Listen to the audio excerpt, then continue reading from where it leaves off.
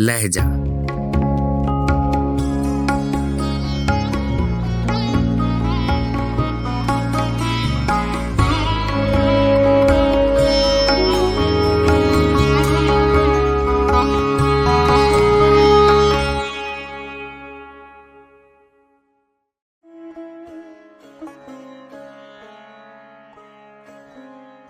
गजल ख्वाजा हैदर अली आतिश, आवाज़ो पेशकश राहिल फारूक।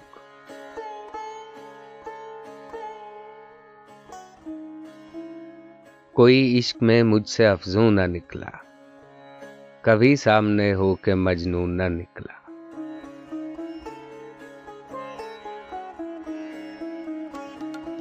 बड़ा शोर सुनते थे पहलू में दिल का, जो चीरा तो एक कतराए खून न निकला।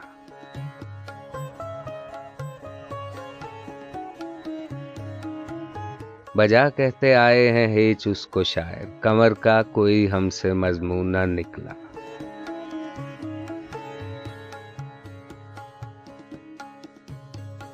हुआ कौन सा रोज रोशन न काला, कब अफसानाए जुल्फ शबगून न निकला।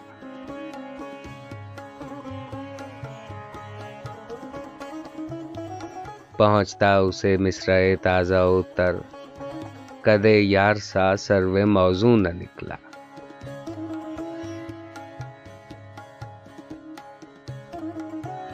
रहा साल हा साल जंगल में आतिश, मेरे सामने बेदे मजनून न निकला।